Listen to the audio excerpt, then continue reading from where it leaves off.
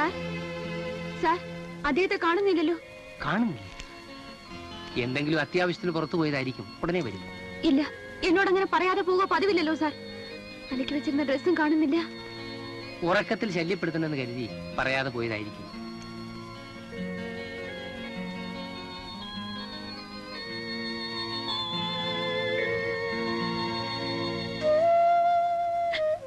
കരയായിരിക്കൂ ജാനി. പോയാൽ വരാതിരിക്കുന്ന ആളാണ് മേനോൻ ചേട്ടനെന്ന് ജാനിക്ക് തോന്നുന്നുണ്ടോ?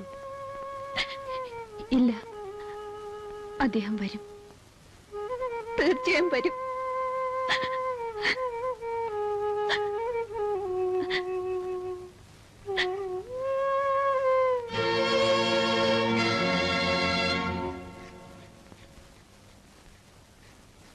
സാർ, വാടക ഇന്ന് 2 മാസം തികയാണല്ലോ.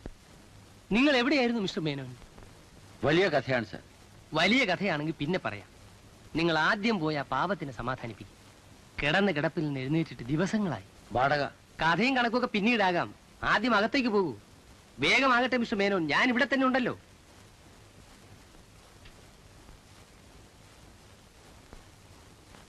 ജാനു, ജാനു,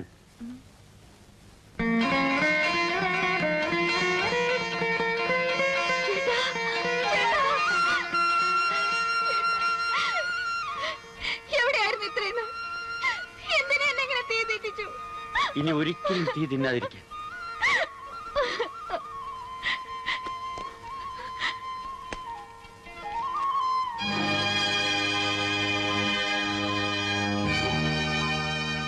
ഇതെവിടുന്ന ഇത്രയും പണം? ജാനു, ഞാനിന്നൊരു വലിയ കമ്പനിയുടെ പാർട്ട്ണറാണ്. ജോലി കിട്ടാതെ മടങ്ങില്ലെന്ന് സത്യം ചെയ്തിട്ടാണ് ഉറങ്ങിക്കിടന്ന് നിന്നെ അറിയിക്കാതെ ഞാനിവിടെ നിന്ന് പോയി. പൈപ്പിലെ പച്ചവെള്ളവും കുടിച്ച് മുട്ടാവുന്ന കഥകളിലൊക്കെ മുട്ടി കടത്തിണ്ണുകളിൽ കിടന്നുറങ്ങി.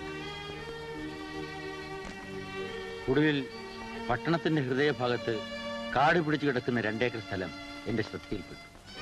എന്തോ കണ്ടപ്പോൾ തന്നെ ദൈവം എനിക്ക് കാണിച്ചു തന്നപോലെ തോന്നി. അതേപ്പറ്റി അന്വേഷിച്ചു.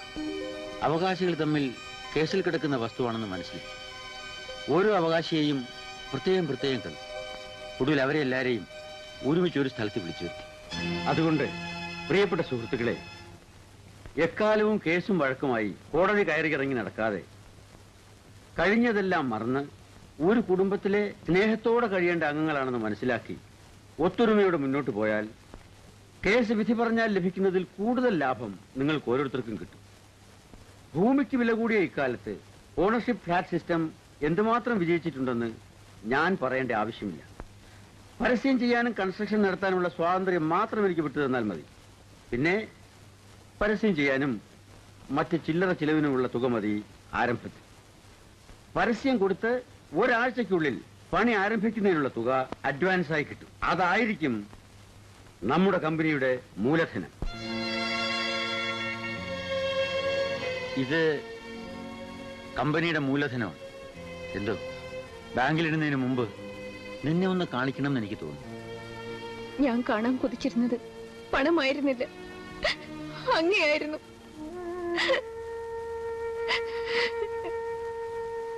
കരയാതിരിക്കുക. എന്റെ ലക്ഷ്യത്തിലേക്കുള്ള പ്രയാണം ആരംഭിച്ചിട്ടേ ഉള്ളൂ. എനിക്ക് ശക്തി തരേണ്ടത് നീയാണ്.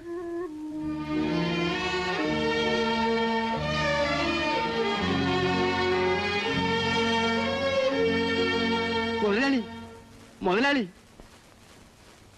കൊച്ചു മുതലാളി സ്ലീപ്പിംഗ് പിൽസ് കഴിച്ചു, ബോധമില്ല.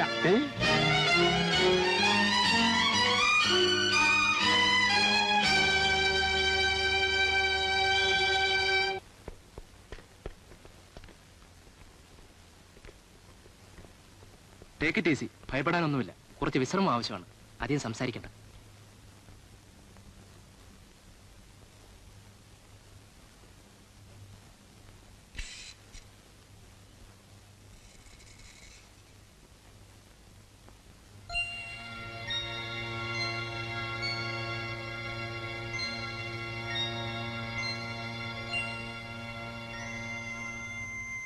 എടാ, നീ എന്തൊരു മഠനാണ് എന്റെ മോനെ.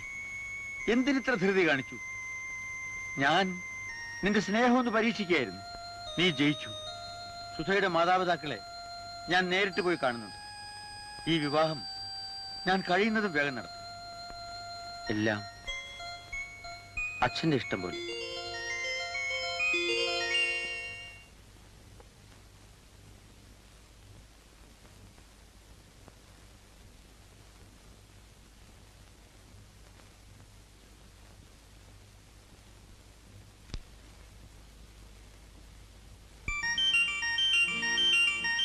അങ്ങോ? മിസ്റ്റർ ഗോപാലകൃഷ്ണൻ? അതെ, ഞാൻ തന്നെ. സുധയുടെ? സുധ എന്റെ മകളാണ്. എന്തേ? What A great surprise. ജീവിതം ഒരു വലിയ തമാശയാണെന്ന് തോന്നുന്നു. എന്തു പറ്റി സാർ? ഇരിക്കൂ, പറയാം. സോറി, ഇരിക്കാൻ പറയേണ്ടത് ഞാനായിരുന്നു. ആദ്യമായി ഇവിടെ വന്നിട്ട് ഒരു ചായ വേണമെന്ന് പോലും ചോദിച്ചില്ല. ലക്ഷ്മി, ഇതാരാണെന്ന് നോക്കൂ. മേനോൻ ചേട്ടനാ? എത്ര നാളായി കണ്ടിട്ട്. എന്താ ഇങ്ങോട്ടൊക്കെ വരാൻ തോന്നിയത്? ദൈവഹിതമാണെന്ന് തോന്നുന്നു. എല്ലാം ഒരു നാടകം പോലെ. But I am very very happy, you know. ഒരു മിനിറ്റ്, ഇപ്പൊ ചായ കൊണ്ടുവരാം. ചായയുടെയും കാപ്പിയുടെയും ഒക്കെ കാര്യം പിന്നെ പറയാം. എനിക്ക് അതിലും വലിയൊരു കാര്യം പറയാനുണ്ട്. എന്താ ചേട്ടാ? വല്ല ബിസിനസ് കാര്യമായിരിക്കും, അല്ലാതെ എന്താ? ബിസിനസ് കാര്യം മാത്രമേ ചർച്ച ചെയ്യാൻ എനിക്ക് കഴിയുമെന്ന് നിങ്ങൾ ഇപ്പോഴും വിശ്വസിക്കുന്നുണ്ടെങ്കിൽ അങ്ങനെ വെച്ചോളൂ. ബട്ട് യു സീ, ഞാൻ നിങ്ങളുടെ ബന്ധുവാകാൻ പോകും. എന്താ തമ്മിൽ നോക്കുന്നത്? ഞാൻ വന്നത് എന്റെ മകന് വേണ്ടി ഒരു കന്യാദാനം ചോദിക്കാനാണ്. സുധയെ. സത്യത്തിൽ? ലക്ഷ്മി, ചായ കൊണ്ടുവാ. മിസ്റ്റർ കൃഷ്ണമേനോൻ, ക്ഷമിക്കണം, ഈ ആലോചന എനിക്ക് തൃപ്തികരമല്ല. എന്തേ അങ്ങനെ പറയാൻ? നിങ്ങളുടെ ആ വലിയ വീട്ടിൽ ഒരു പെണ്ണിനും സുഖവും സംതൃപ്തിയും ലഭിക്കില്ല. മിസ്റ്റർ ഗോപാലകൃഷ്ണൻ. സത്യമാണ് മിസ്റ്റർ മേനോൻ. നിങ്ങളുടെ ഭാര്യ അനുഭവിച്ച ദുരിതങ്ങൾക്ക് ഞാനും ഒരു അകന്ന സാക്ഷിയായിരുന്നല്ലോ. നിങ്ങളെ സ്നേഹിക്കാൻ മാത്രം അറിയാമായിരുന്ന സ്ത്രീ. സർവ്വ സൗഭാഗ്യങ്ങളും നിങ്ങൾക്ക് വേണ്ടി വലിച്ചെറിഞ്ഞ് നിങ്ങളുടെ പിറകെ ഇറങ്ങി തിരിച്ച ജാനകി. അവൾക്ക് എപ്പോഴെങ്കിലും ഒരു നിമിഷ നേരത്തേക്കെങ്കിലും ഒരല്പം ആനന്ദം നൽകാൻ നിങ്ങൾക്ക് കഴിഞ്ഞോ മിസ്റ്റർ മേനോൻ?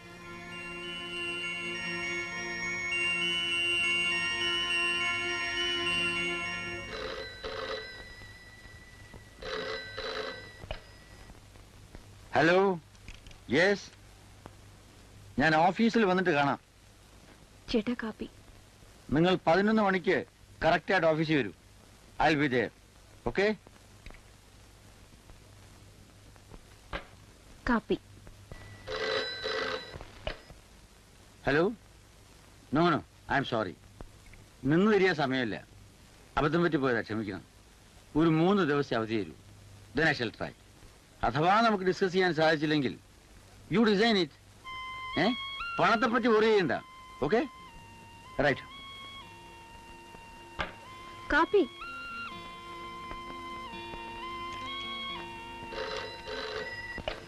ഹലോ. ഞാൻ കുളിക്കുകയാണെന്ന് പറ. കുളിച്ചോണ്ടിരിക്കാണ്, പിന്നീട് വിളിക്കാൻ പറഞ്ഞു. ആ,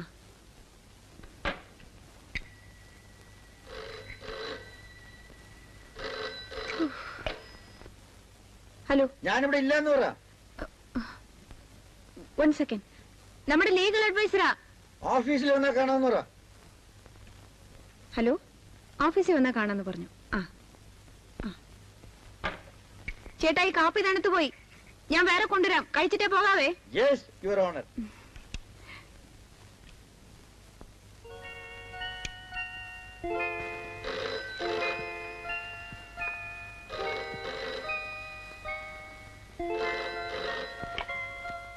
ഹലോ. Manager speaking sir. എന്താ? ബോർഡ് ഓഫ് ഡയറക്ടേഴ്സ് എല്ലാവരും എത്തിക്കഴിഞ്ഞു. അവരിവിടെ കാത്തിരിക്കുകയാണ്. അവരോട് അവിടെ ഇരിക്കാൻ പറയൂ. ഞാനിപ്പോ വരാം. അതിനു മുമ്പ് പെട്ടെന്ന് ഫയൽ കൊടുത്തയക്കും. ഓ, കൊടുത്തയച്ചേക്കാം. ചേട്ടാ കാപ്പി. ഞാൻ കോഫിയും ടിഫിനും ഒരുമിച്ച് കഴിച്ചോളാം. ഡൈനിങ് ഹാളിൽ കൊണ്ടുവരും.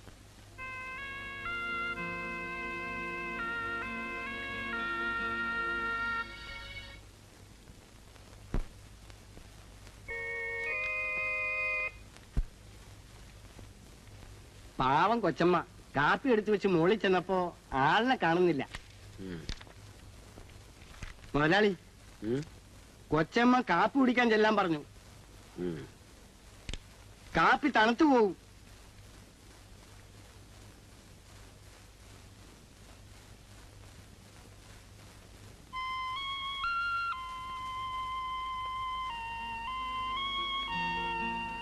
എന്താ പറഞ്ഞില്ലേ?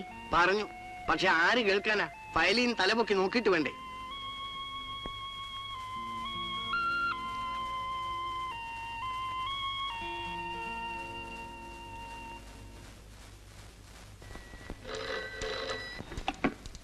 Hello, yes sir.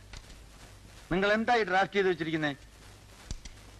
സാർ ഇന്നലെ നോട്ടിട്ട് വെച്ചത് തന്നെ. അവരുടെ ടേംസ് ആൻഡ് കണ്ടീഷൻസ് ഒക്കെ ഞാൻ സമ്മതിച്ചു എന്ന് പറഞ്ഞു. സാറ് സ്റ്റെനോഗ്രാഫറോടാണ് പറഞ്ഞത്. അവർ ടൈപ്പ് ചെയ്തുകൊണ്ട് തന്നു, ഞാൻ അങ്ങോട്ട് അയച്ചു. Useless fellows. ആ നോട്ട്സ് ഒന്നുകൂടെ വായിച്ചിട്ട് നിങ്ങൾ തന്നെ ഡ്രാഫ്റ്റ് ചെയ്യൂ.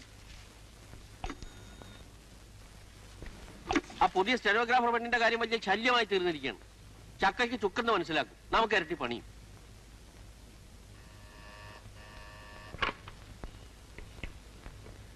ഹലോ ചേട്ടാ, എന്താ മോളെ? ചൂടാറിയ ഇഡ്ഡലി തിന്നാൻ കൊള്ളില്ല. ഞാൻ ബിസിയാണ് കുട്ടി. ഇഡ്ഡലിയുടെ ചൂട് നോക്കിയിരിക്കാൻ നിർത്തിയില്ല.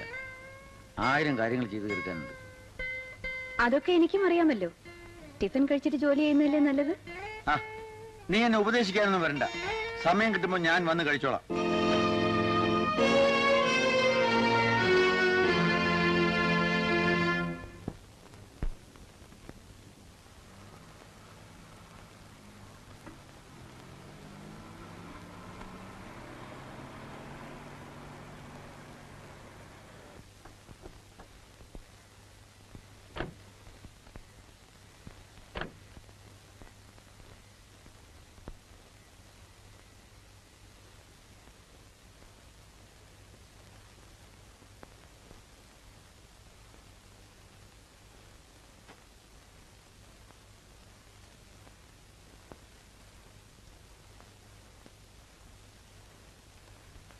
കൊച്ചമ്മ, കൊച്ചമ്മ, മുതലാളി വന്നു.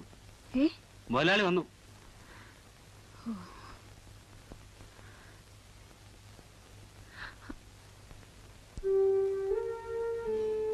ഒന്നും കഴിക്കാതെ കിടപ്പായോ?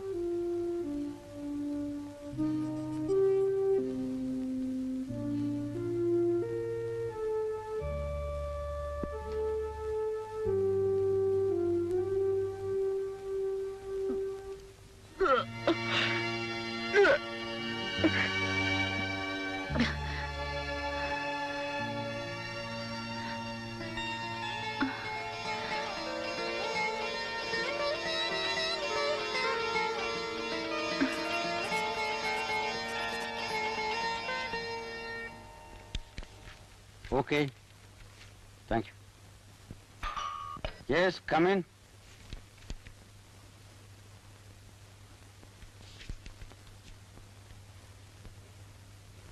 മാസത്തിൽ 2 കാഷ്വൽ ലീവെങ്കിലും എടുത്തില്ലെങ്കിൽ മിസ്റ്റർ ഗോപാലകൃഷ്ണന് മനസ്സമാധാനം ഉണ്ടാവില്ല. മനുഷ്യനായാൽ അവന്റെ വീട്ടുകാര്യം കൂടെ നോക്കണ്ടേ? അത് ശരി.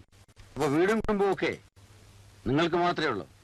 അതല്ല, എന്നെ പോലെ ചിലർക്ക് വീട്ടുകാര്യങ്ങളൊക്കെ നേരിട്ട് അന്വേഷിച്ചെങ്കിലേ മനസ്സിന് തൃപ്തിയാവും. ശരി, ആയിക്കോട്ടെ.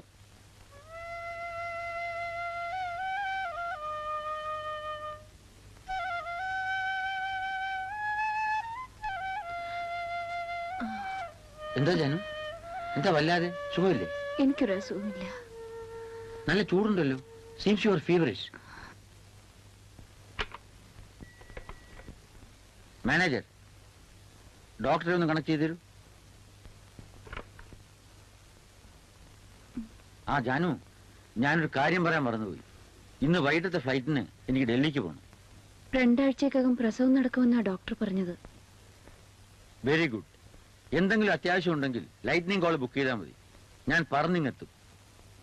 മുതലാളി, ഹൗസിംഗ് ബോർഡ് ചെയർമാൻ താഴെ വന്ന് കാത്തിരിക്കുന്നു. അവിടെ ഇരിക്കാൻ പറയും. രാമുള്ളേ, എന്തോ?